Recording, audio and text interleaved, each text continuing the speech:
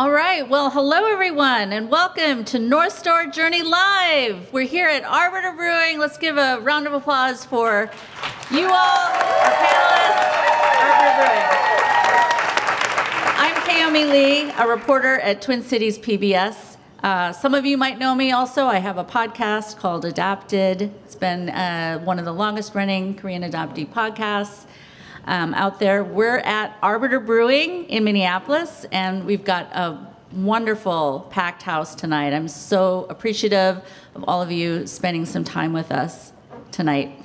It's wonderful that you're here, and I just want to take a special moment to say we are in an establishment, a wonderful establishment, co-owned by a Korean adoptee. Yes. Yes. We have esteemed panelists in different aspects of life here. We've got immigrant-focused nonprofit. Mary Niedermeyer is here. I'm kind of screwing up because we're going to do the formal introductions. But we have Representative Matt McNill, which is here with representing Korean culture camps. Amy Nafsker, who many of you know has been an adoptee advocate for a long time, and Camley Small, therapist, author, all-around good guy. So it's just, and I think it reflects, you know, in 2025, Korean adoptees, we are here, we're adults, we're thriving, and we have stories to tell, and we have insights. And so we want to invite you into this conversation tonight, and also just bask in this moment today that we may have come as children, and we may have all the common thread of coming from Korea, but we have gone on to do good things in the world, and it shows our resilience and survival, and also just I want to celebrate that with you all today. And so many of you are Korean adoptees. Could show of hands if you're a Korean adoptee in the audience tonight? Great, excellent. So that's about maybe 60, 70%. So that's wonderful. For those listening in the audience and those non-adopted, I want to just give a little background. More than 200,000 children from Korea were adopted globally. In Minnesota, we know that it's estimated 12 to 15,000 were adopted to Minnesota, and that makes it one of the largest, if not the largest, community group of Korean adoptees in the country. And so there's something really special here in Minnesota with Korean adoption. Since the 1950s, which started off as a vestige of war and of displacement, children were adopted out, biracial children, and it continued on, as we know, through various decades, with the height in the 70s and 80s.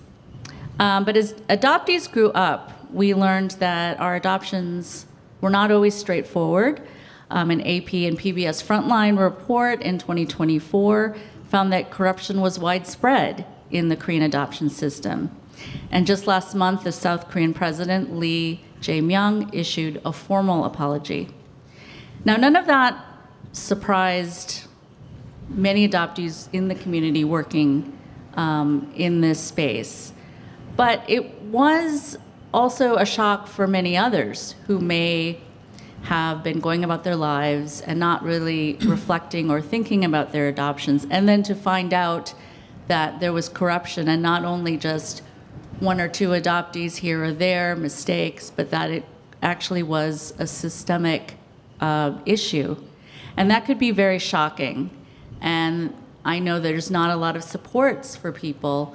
Sometimes if you're isolated, you don't know who to turn to and how to reconcile this latest news with how you're feeling today as a Korean adoptee. So I just wanted to hold space for you and say that this conversation is for you. And while I want to say that, there's four of us here on the stage, not one of us speaks for all Korean adoptees. And we know that there is a history of others speaking for us, And so we just want to acknowledge that and to say that we are, through our insights and positionality in the community, we do have perspectives and things we've learned that we want to share, but that we don't presume to speak for everyone. And so just to take that into consideration. Okay, so that being said, we are going to go to our panel. Thank you so much. Amy Nafskar has been working on behalf of Korean adoptees for literally decades as the founder of the Korean-based NGO Goal, and now the newer Minnesota-based nonprofit Adoptee Hub. We'll explain both of those in a few minutes, but for now, welcome Amy. Thank you.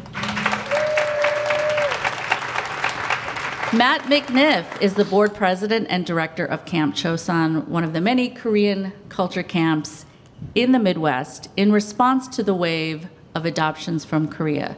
Glad to have you here representing the camp community.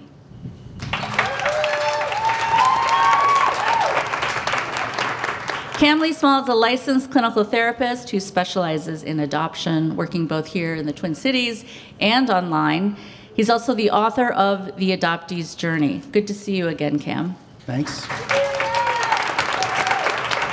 And finally, Mary Niedermeyer, the CEO of Communities Advocating Prosperity for Immigrants, or CAPI, C-A-P-I. It's a Minnesota-based nonprofit that does exactly what that title suggests. I'm excited to hear more about it, Mary. Thank you. Okay. We do have a common thread of being adopted from Korea, but our stories can often take very different turns based on circumstances. And I will say we're probably different generations here. So why don't we go ahead and just go down the list and have you just say a few words about your own personal story, whatever you're comfortable sharing. And just for the audience and those listening, we did ask ahead of time and got consent for this. So why don't you start us off, Cam? Sure. I was born in Busan, South Korea, and lived there with my family for about 3 years. And then through different circumstances was placed for international transracial adoption.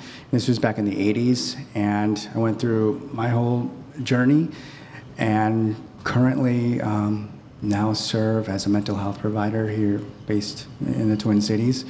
And my hope is that we as a community can be more open and comfortable providing spaces like this for adoptees to share their stories. So thank you all for being here and cheering for us.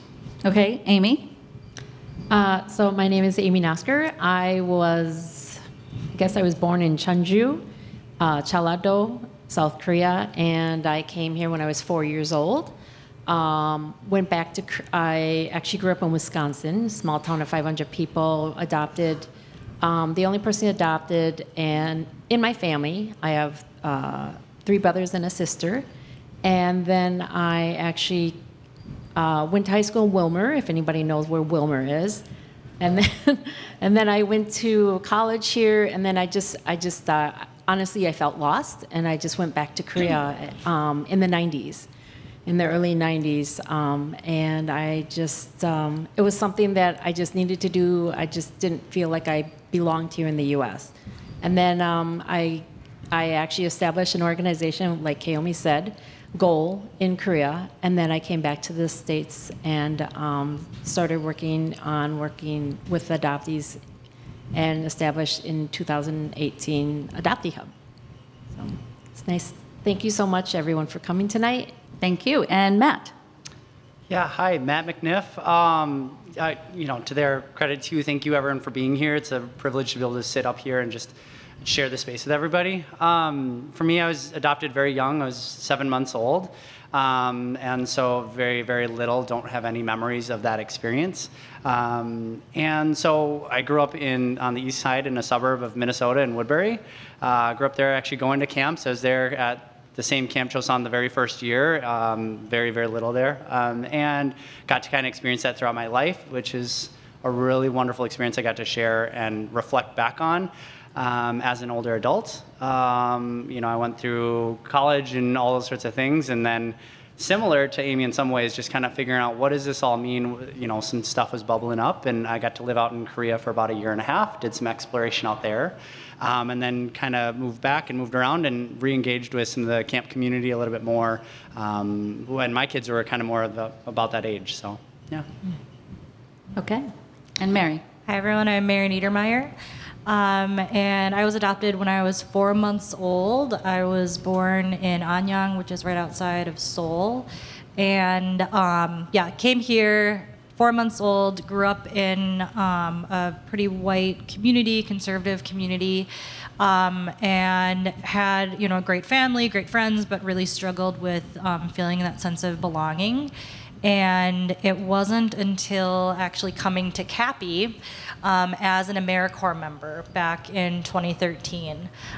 So I came there as an AmeriCorps member, started working with immigrant and refugee communities, and really kind of grew up within the organization.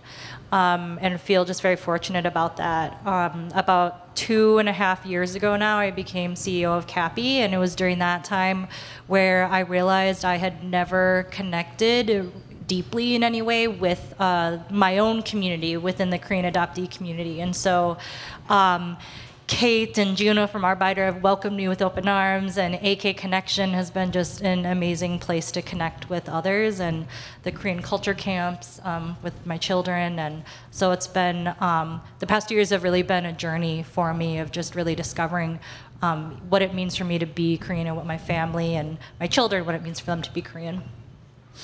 Okay, and then just quickly about me, I guess I'm the elder on the panel tonight, but I was adopted in 1971 as a 6-month-old to Meadowlands, Minnesota, so I guess that makes me an Iron Ranger.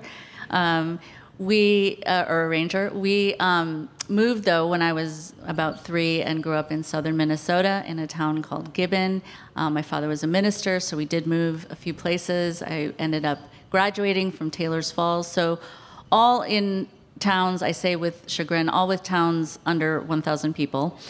And it wasn't until, I would say, 2015, about 10 years ago, that I've been in the community, that I decided to go to Korea and live as an adult and just find out what that was like. And I was really wrestling with my identity and trying to connect to my roots and find my authentic self. And at that point in life, I thought it meant it meant going back to Korea and discovering what was there. And so I went there in 2016, and that's when I started my podcast. I was there for a year. And then I did the very Minnesota thing to do. I came back to Minnesota, and I've been here now for 8 years, based in St. Paul. So we're going to go right to I think the news kind of in the title kind of gave hint of this, but we're going to talk about South Korea's adoption reckoning. In 2024, we referenced the Frontline and PBS documentary that exposed systemic corruption and fraud in the adoption system. And it found that South Korea's government, Western countries, and adoption agencies all work together to supply Korean children to parents overseas. And these children were not always abandoned and not always orphaned. That documentary rocked a lot of people when it came out last fall, and led to there was also a Truth and Reconciliation Commission in Korea, 3 years, that found earlier this year that there was corruption in 55 cases out of 367 that it looked at, and the others were put on hold after the commission expired. It was put on hold for possible reviewing at a future date, but they were put on hold because of lack of information. And I want to say that that is one of the things that many adoptees who were part of the TRC was saying that is part of the fraud and corruption, that there is no information. And so that is something that I feel adoptees still are looking for some kind of reckoning about the lack of information in their files. And so the fraud in documentary that was exposed did not surprise adoptees who had already been working in this space and already been advocates. One of those is Amy Nafsgar. It wasn't a surprise to you, Amy. Tell us why wasn't? So when I lived and worked in Korea, the organization goal, when I created that, one of the first programs I wanted to create was the birth search program, because so many adoptees were contacting me wanting to do their birth search when they returned to Korea. And as I started doing a lot of birth searches in Korea back in the 90s, one of the things I learned is when I was working with the adoption agencies, I had saw a lot of information that wasn't correct, but I couldn't prove it right away. And the hardest part about doing the birth searches for adoptees is I was trying to actually have a good relationship with the Korean adoption agencies in Korea, even though I knew that there was a lot of corruption there. And so that was really hard for me to try to have a good working relationship with them, because I actually needed them. I needed them for future adoptees that wanted to come and do their birth search. But at the same time, it was very, very, I would have to say it was very, very frustrating and maddening to see that as I uncovered some of these cases, or actually several cases, there were a lot of cases that I had found where the files of adoptees were not correct, they were not accurate. And as probably many of you know or have heard, or for those that have actually done searches, some people have encountered where there was a fire, or their files were switched, or they go to the adoption agency and the agency would give them one file, and then the next time they'd come back, then they'd give them another file, or they make up a different story. And so as I discovered some of those things, I had to start being creative. And when I started to be creative, I just felt like, if we can't depend on the adoption agencies, how can we be creative to help adoptees find their own families? And so that's where I started to do a lot of partnership with the media. I found that the Korean media was extremely helpful and actually helping me get the word out when an adoptee was doing a birth search. Another thing is the police stations. A lot of the police stations in Korea were our friend, and they helped us as well, along with Korean detectives, private detectives. They also helped us as well. So just cultivating a lot of these different relations with other people within Korea, instead of depending on the adoption agencies, we were able to uncover a lot of files that, and we were able to have a lot of reunions with birth families and adoptees. But what we discovered, and I'll just give a few examples, there was a birth father that kept on coming to us, wanting to do his birth search, or wanting to find his son. And he kept on saying that the adoption agency one day, because in Korea, back in those days, there were no daycare. Like, the daycare system really didn't exist like we have it here in the US.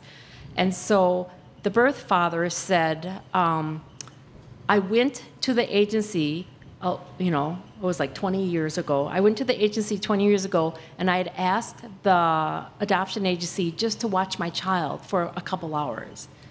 And the agency agreed. And so when he came back, they had told him that his child was gone. And he's like, what do you mean my child's gone? And they said, well, your child has been, is gone. He's been put up for adoption. And he's like, what do you mean? I've only been gone for a couple hours. And so obviously that was very devastating for him. No one believed me. He struggled. He obviously, there was a lot of stuff that went around that. And so when he came to us 20 years later looking for his son, we did reunite with him. We did reunite him and his son, but we did have different avenues to reunite with them instead of going through the adoption agencies. And that's one of the biggest cases that I just remember, just because the adoption agency, every time we went to them, they just kept on lying and telling different stories. So that was very frustrating, but that's just one of the stories of the hundreds and thousands of adoptees that have come to us as we try to do birth searches. Well, Amy, I have a follow-up to that. The National Center for the Rights of the Child, NCRC, which is the government arm of the post-adoption services, knows who my biological father is, and he apparently died in 2013. But even though he's deceased, the government still won't disclose his identity to me. Why is it so hard, Amy, for adoptees to connect and find their birth family? Well, one of the things I discovered back then is I kept on asking the adoption agencies, what are their policies, what are their laws? Because back then, it was kind of like a free-for-all. Adoption agencies, there were no laws for international adoption. There were absolutely no laws until, I would have to say, until 2012, when a lot of things came up and a lot of things were addressed. And so the adoption agencies kind of could do whatever they want. They made their own policies, they made their own rules. And that is why it's been so difficult for adoptees to be able to have the rights to find or get their files or get their information to reunite with their families. And I think that's part of the reason. That's just one of many, actually. Because the agencies held control over the records. Correct. And Yes. decided the rules on, or how they would interpret the rules on who would get to get the information and who didn't. Yes, that's correct. And with the Korean government, they never really had any oversight of these international adoptions. And so that is why the agencies could do whatever they wanted to do with our birth searches. Cam, I wanted to move to you with, with this news. It's quite shocking for a lot of folks to learn about the widespread abuses. What are people feeling right now, and what have you been hearing in terms of how do people process this news and, obviously go through a lot of different emotions? Well, thank you, Amy, for sharing those stories. And as I was hearing that, especially with the adoption agency falsifying the records and having these different stories, and even just the story of the birth father, it's like right here, right now, even for whoever is listening to this, like, are we okay with that? How does that feel to hear that this is happening? Is this acceptable? And as a mental health provider, there's this term called betrayal trauma or institutional trauma. But the fact that you had to be friends, or you had to not challenge just enough because I need you, and yet you're the perpetrator of this harm, like what a dilemma to be in. And I think that pictures some of the situations that the adoptees that I serve in a mental health context are grappling with, that not just on a systemic level, but also in my families. I can't even talk to my parents about this, right? Not me, but if that's you right now, I just want to say, what a dilemma to have to be in. And that's a really lonely place to be, to have to depend on the entities and the forces that are actually hurting you. So that's one piece where, in a mental health context, we're just giving space to have those feelings. We're widening the scope of what adoptees are allowed to think and feel and do in response to that, and then giving the community a chance to say, wow, I saw that happening. Are you okay? How can I help you?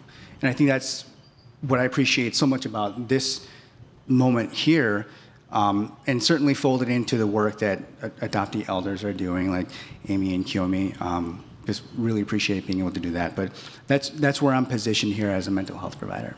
Okay, and I can call myself an elder, but you can't, Cam, so. I'm here for it. Matt, with this news, how is the camp community, ingesting, the realities that's come out? And is it something, you have young kids in the camp, are you able to broach the subject? Just to start, I guess, I'm part of one camp abroad amongst a lot of camps, not just in Minnesota, but across kind of the nation. So there's a lot of camps trying to do a lot of good work with a lot of kids and adults that are involved in those camps. And so certainly not only not speaking for those camps specifically, or even the campers or the families themselves, I think it's a very even in this room, how people are processing the information, I mean, that is what exists in the camp. For the adults, the many adult adoptees have their children in the camps now too, so that whole demographic has shifted. And so how they're able to process in a space like this, some people might access this media later on and do it on their own. Some people are still not even aware of any of these reports. And so that spectrum is so wide-ranging, and I think just as a community, our hope is to continue to move forward collectively with whatever engagement level we have with our Korean identity. And again, that could be because you were adopted. That's because you lived there for 20 years or you've never been. That could be because your parents are Korean. There's a lot of mixture in that, but I think our hope is as a community to find healing together with our differing connections to Korea. And there's a lot of hurt in that, and there's a lot of celebration in that, but it's hard for me to kind of pinpoint that on any one kind of thing. I'm grappling with it myself in different ways. Day to day, it's different. So, thank you. Mary, how did you come to find this information, and has it had an impact on you as well? Yeah, so I was very unaware that any of this was happening until 2017 when I went back to Korea with my husband for essentially the first official time. And so I had initiated a birth search and found out that my file was completely different than what my parents had been told. And so arriving over to Korea, I had been kind of prepped from my parents that it would just be this joyful celebration of Korea saying, yay, you're back. And we decided to stay at the adoption agency because it was a cheap guest house. And it was not a great experience. And during that time, ended up getting dinner with a few different Korean adoptees that had moved back to Korea. And I was able to hear their stories, and they were shocking. I had met with Adam Krasper, who was deported back in 2016, I believe. So he had been recently deported when I met him. And that has really stuck with me since that time. And in my role now in working with community, in seeing the fear that immigrant communities are facing, where the current administration is taking people off of the street and taking children away from their families, there is a lot of alignment and a lot of solidarity. And I think that often the Korean adoptee community can kind of be seen as very separate from the immigrant community as a whole, or even the Asian American experience. But our experience, especially with this corruption that we are discovering and that we have known about for a long time, I think that it really strengthens our connection within the Asian diaspora within the United States, and with immigrants who came over here often not by choice, often because they had no other choice but to come here, and now are also facing really terrible things. You know, and many times we find in these stories that the state, the state of the Republic of Korea failed us in protections of its children, and that is one of the reasons why so many of us did make our way here. And in failed, I also mean having a lack of, protections for children that are moving through an adoption process, with records, being able to validate that these are truly orphans, or these are truly children in need, and they do need to be placed elsewhere.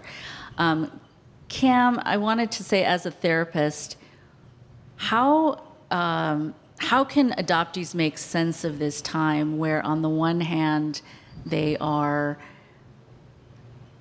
not by their own choice, they are migrated out to another country and lost everything that they had in terms of their family, culture, roots, and then arrive here in the United States, and as they become adults, learn that they might also be scrutinized for deportation or questioned what their nationality is or their citizenship.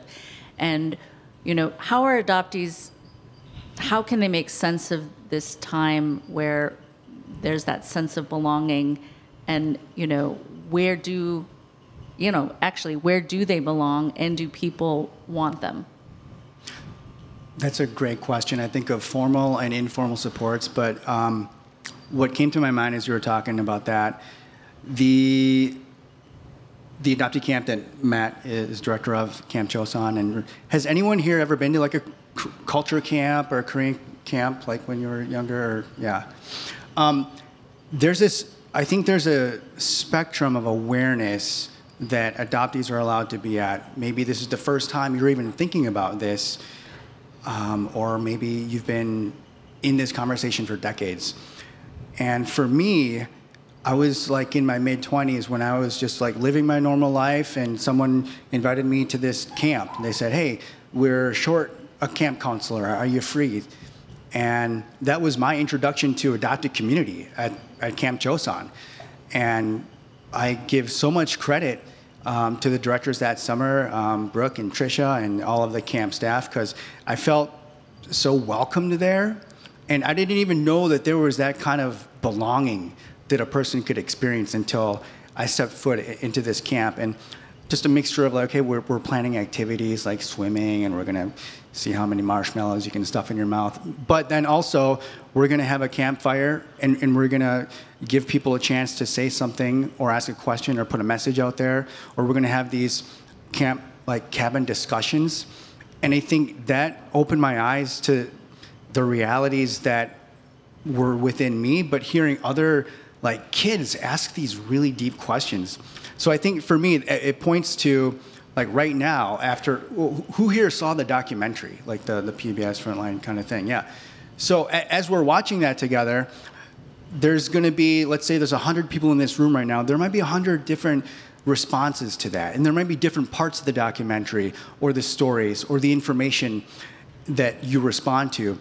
And as a therapist, putting my therapist hat on, it's really giving people space to say, well, what did that mean to you when these records were falsified, or there was intentional fraudulent behavior by these organizations and institutions? How do you feel about that?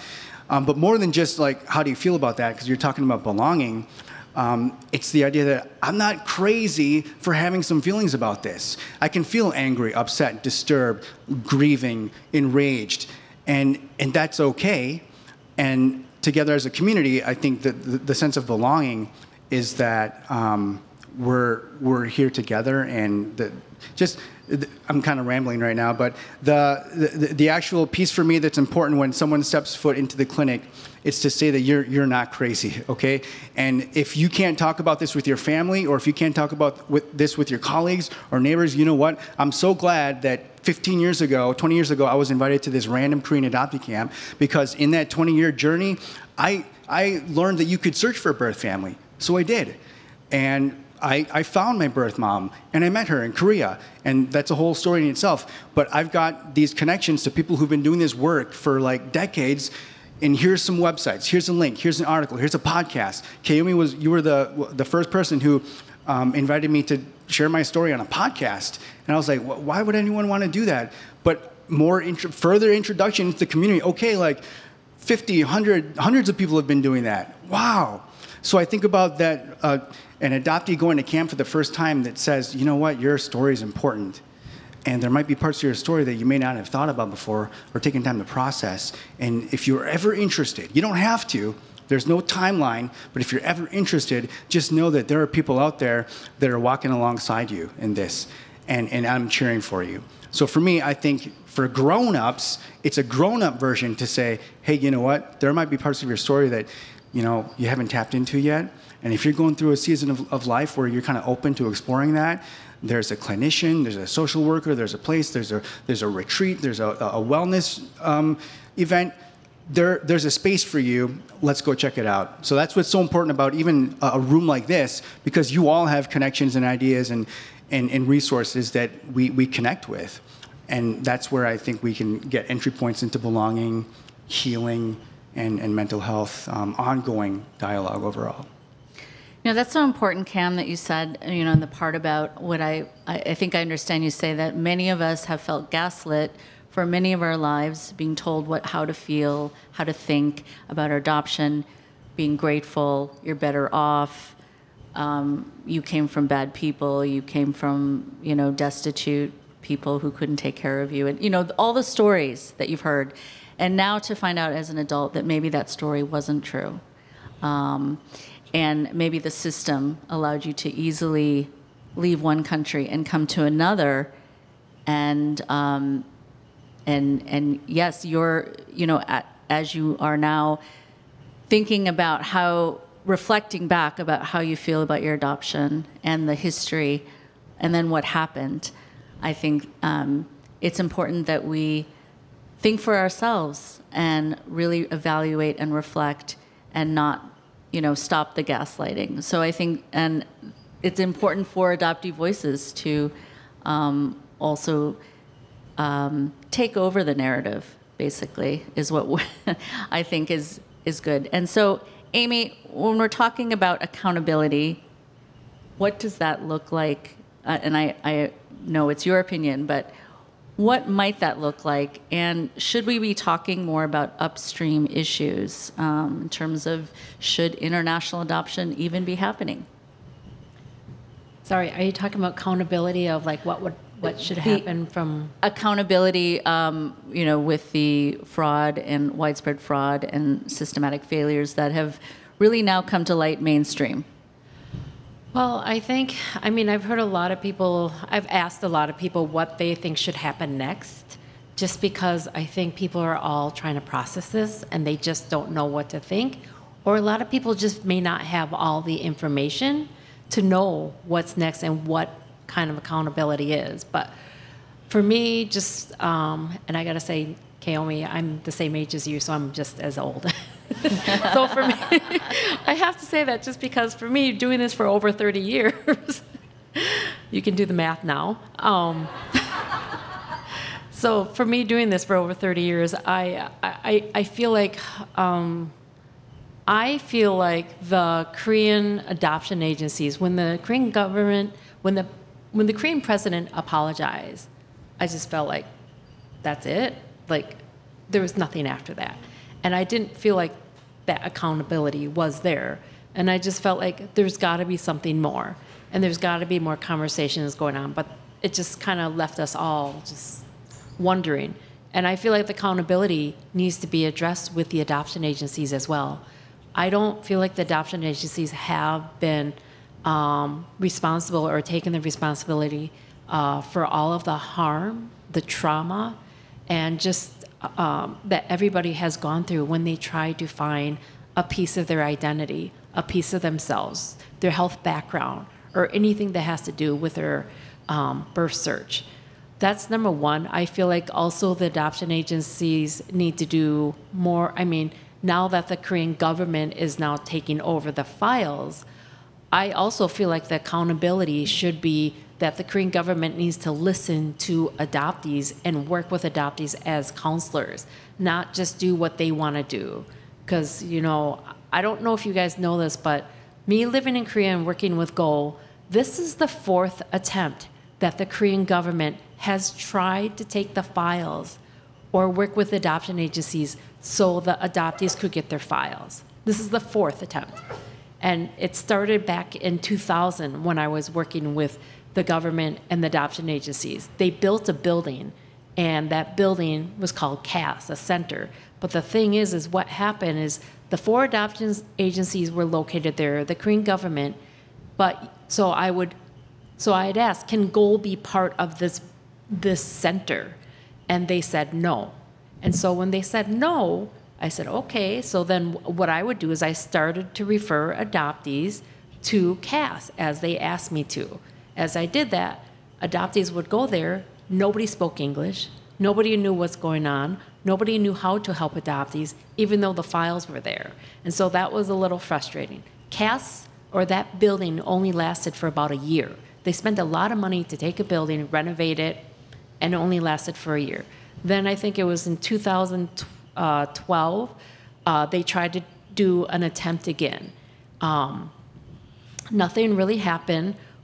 I know when I had gone to the Korean government and I was trying to work with the social welfare department, they would talk to me and they would ask me, because they tried to put in a new law saying that the adoption agencies have to give all the files to the Korean government. However, when I was speaking with the Korean government, they would say, can you help us, because the adoption agencies are not following the law. And I'm like, how am I supposed to help you? Because I'm just this little person here visiting. And then the adoption agencies, when I would visit them, they would ask me the same thing. They would say, Amy, we're losing a lot of money from not having these adoptions, not being able to do X, Y, and Z. Can you please talk to the Korean government so we can actually continue to do adoptions, and we don't, and you know, and then we can actually work with the adoptees on their birth search. And I felt like I was caught in the middle between the Korean government and the adoption agencies for a while. Then they tried to do this attempt again in 2019, and now this time, which is in 2025, is the fourth attempt that they've tried to take the adoption records, combine them, and bring them to the Korean government. So we'll see actually if this works. I don't want to be negative about it or pessimistic about it, but this is the fourth time they've attempted to do this. Just to give you a little history. And a little background here for those who might not know, and listeners listening, that our adoption files had all been the property of our adoption agencies, which were private organizations, and as we said earlier, made their own rules. And now advocates, adoptee advocates, have been asking for years to try to get the records sent to a central place away from the control of the agencies and to the government. But that rollout has been, I would say, shoddy at best. There has been an organization with the acronym EARS that's been following the developments, where basically the records finally were migrated out of the agencies but went to a storage facility somewhere that was inappropriate, not adequate, didn't have climate controls.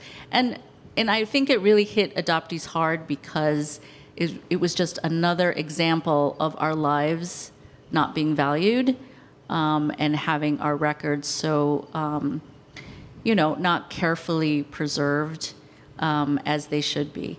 And now the latest development is they are, it was finally decided that they should go to the National Archives, which is where they belonged in the beginning, to be frank. But it took a lot of time and a lot of work by adoptees on the ground there, advocating for that. And so, but it still remains to be seen, because every turn there's always disappointment and mistreatment and human rights abuses, I believe. So anyone else that wanted to talk about accountability?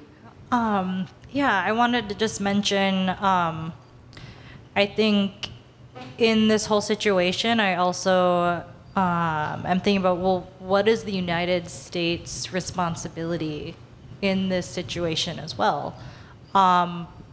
Supply and demand, right? We know that there was a lot of money coming into Korea from adoptions, and we know that the United States, and Minnesota specifically, was adopting a lot of children. And when you listen to Korean adoptees' stories, there's some that had great families but still struggled with a sense of belonging, identity, being stripped from their culture. But then you also meet adoptees who had horribly abusive families and never received their citizenship. So what were the adoption agencies within the United States doing to ensure that the children who were coming over were safe and were cared for? They could have also pressured the Korean adoption agencies at the time of adoption saying, hey, you need to give us the files if we're going to have this sort of partnership. And so I feel like in this situation, obviously, Korea, bad decisions, things that they need to fix, and also, what is the United States' responsibility? Was the responsibility of the adoption agencies and of the parents as well in different situations? Yep, Amy. Yeah. Can I piggyback on that? I don't Yeah. have an answer, obviously. Yeah. But I just want to add on to it because actually, as you know, all of our adoptions were proxy adoptions. That's where all the adoptive families did not have to go to Korea, right? And so that's why, like many of us, when we were adopted, there wasn't that process where the family would prep and prepare and go to the country to pick up the child for adoption until, what was 2019 when they changed that law to actually, for that kind of adoption to happen. So, but what the thing is I was researching. The thing that bothers me is the United States actually in 1961 stopped and banned proxy adoptions. However, what confused me because our adoptions all happened between 1963 to, all the way up to just recent. And especially in the 60s, 70s, and 80s, there was such a large number of adoptions. And the U.S., I don't think the government wasn't really responsible for it because there's just lack of research around it.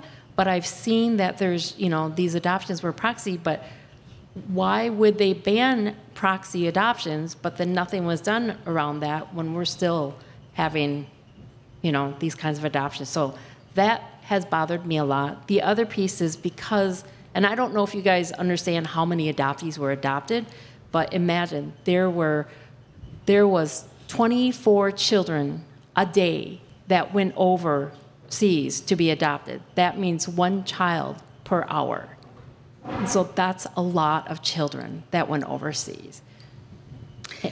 Yeah. Robert Lee is one of the Korean adoptees that was profiled in the Frontline documentary, and I did have an opportunity to interview him for my Adopted podcast prior to the documentary being filmed.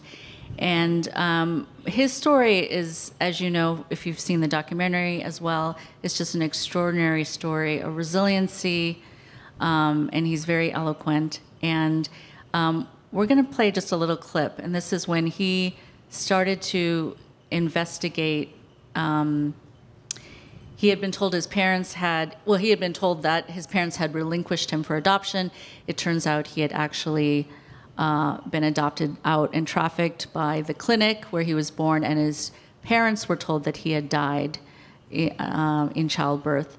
And when he reunited with them later, they had told him that he had been very much wanted, and they never knew that he had been sent to America. So here's Robert. If there was a God, in my view, my experience had been largely that I had felt like he had abandoned me vicariously through these human experiences that I've had. And I think I just have an allergic reaction to being abandoned. And so, it's the whole question of, why have you forsaken me? I think ultimately, if you had to boil down my anger, ultimately we could either say it's towards the universe. For me, it was a personal entity that my anger was towards. It was towards God.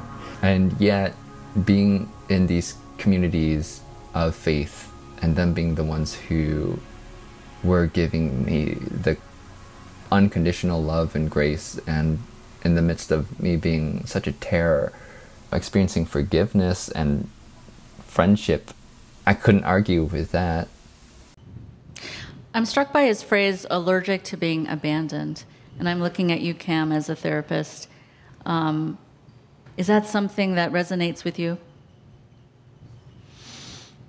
So I launched adoptionliteracy.com because I think there's a gap, there's a need for a shared language around the impact of early separation, early adversity, trauma, and when I hear that, the picture that comes to my mind is, so there's a presenter, researcher, scholar, I think his name is Jackson Katz, and this is just off the top of my head, I wasn't planning on saying this, but it just reminded me of, because we're talking about accountability and abandonment and loss and reparations. There's a sentence like, John beat Mary. And then sometimes in our culture, we can switch that to Mary was beaten by John. And then the third one is something like, Mary's a battered woman. So John completely disappears from the picture, and then it's Mary's identity who changes. So I think about adoption agencies in Korea committed fraudulent behaviors that impacted adoptees. Okay, we can say something like that. Adoptees are people who've been impacted by fraudulent behavior in Korea. And then I'm allergic to abandonment. So there's something about accountability where it asks us as a community to just wonder, how are we serving or not serving one another by not being mindful about some of the language here? And if it leaves me to feel that I've experienced some kind of very important, profound separation, and now I'm living the rest of my life unable, or my potential somehow is diminished, or the meaning of my life is somehow compromised, I think that's where part of the mental health support, like when we say trauma recovery, it's this idea that, or Dr. Judith Herman, who does a lot of trauma research, says that the dialectic of trauma is the will to deny a horrific event, but also the need to proclaim it aloud. Only when the truth is revealed can a survivor begin their recovery. So I think about Korean adoptees, and if maybe there's a Korean adoptee listening right now who feels something like, oh my gosh, I can't believe they're talking about this in public. I can't believe this is an actual community conversation. I feel so seen right now. Oh my gosh, where has this been? I just happened to turn on the radio today on my way to work or whatever.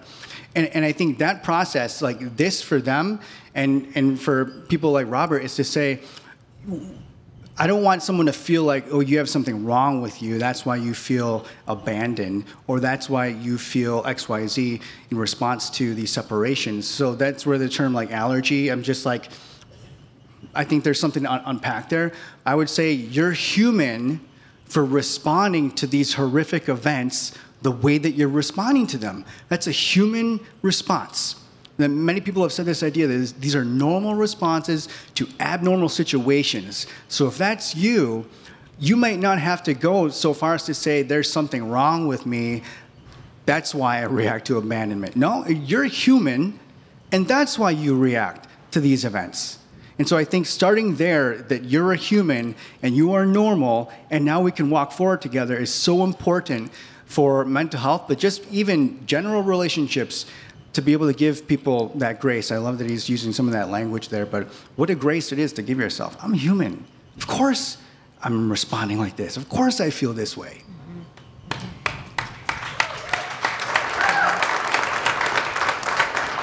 You know, many of us grew up at a different time when there wasn't, you know, K-pop Demon Hunters, Squid Games, and all of that, 21. How many of you grew up, of the Korean adoptees in the room, how many of you grew up with Korean pride? Or my hand's down. Okay, I don't see any hands. Okay, how many have Korean pride now? Awesome. And I wanted to touch on that a little bit with Mary, to talk about growing up in whiteness. How did you identify, or when did you start to identify as Asian and as an immigrant? Yeah, so one of my youngest memories is being told that I had black hair and thinking that that was a negative thing. And me talking to my mom and be like, well, what is, you told me my hair was dark brown. And she'd be like, yeah, your hair is dark brown. And I'd be like, but they're saying my hair is black. And at the time, I didn't even realize what obviously was happening or what was happening in that situation. But I knew that I was different, and that different was not necessarily good. And it wasn't until I spent a summer in China in college, where I was surrounded by other Asians who thought I was Chinese, and I was the interpreter, but I was like, no, I'm not. I'm a Korean adoptee, which is a whole other conversation to have in China. But it was during that time where I started to really identify as Asian American. And then from there, it was coming to CAPI and starting out as an employment navigator and working with community members. And I had multiple people tell me, they said, you understand my English because you're Asian. And they weren't even Asian that were telling me this. They were Latino, they were African. But it was one of the first times where I started associating my identity with something positive, where it was helping community and it was bridging those gaps. And that journey continued, and now I have a 7 and a 5-year-old. And my daughter, Nora, she's 5, and we look very, very similar. She's kind of like my little mini me.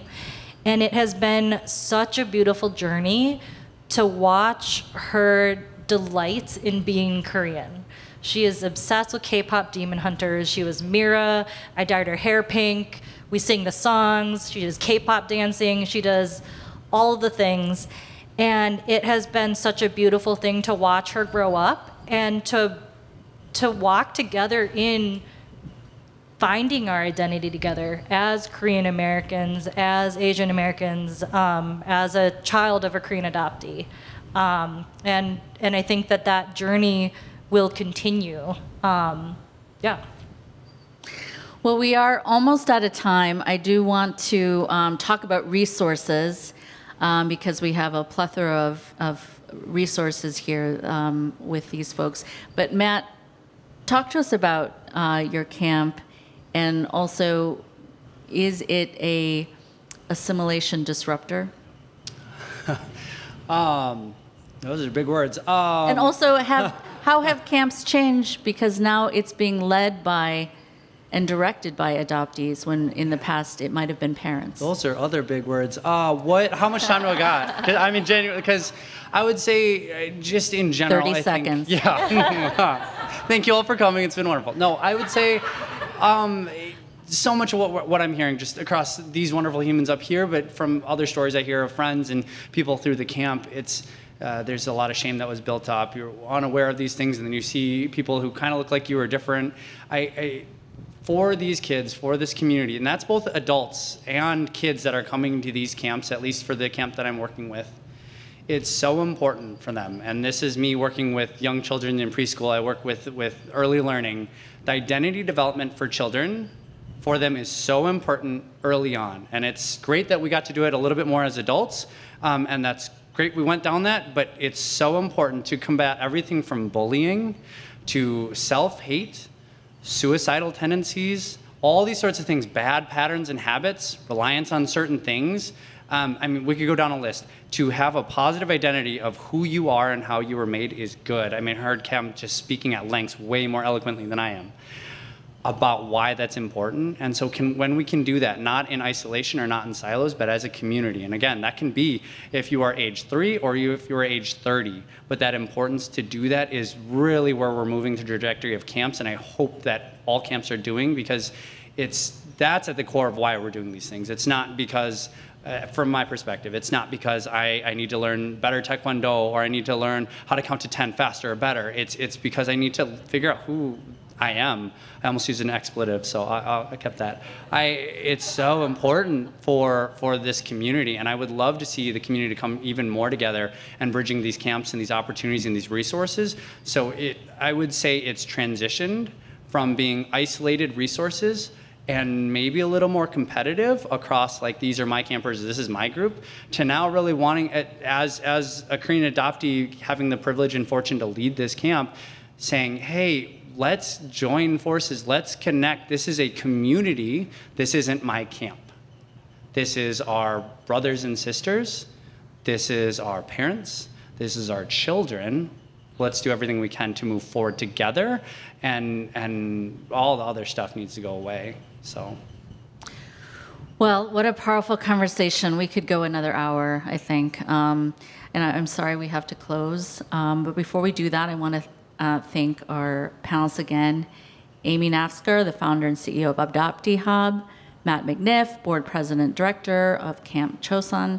Camille Small, counselor at Therapy Redeemed. And Mary Niedermeyer, CEO of CAPI. Special thanks to Arbeiter Brewing for hosting this conversation. If you're ever in South Minneapolis, stop down and try their signature rice lager. If you'd like more information on today's conversation, you can find a full recording at NPR News, as well as a list of resources we discussed and more. Feel free to come up and speak to any of the panelists after this if you'd like to ask questions or just talk more. I'm Kaomi Lee. Normally you can find me Friday nights on Twin Cities PBS on Almanac. It was a pleasure to be with you tonight. Thanks for listening.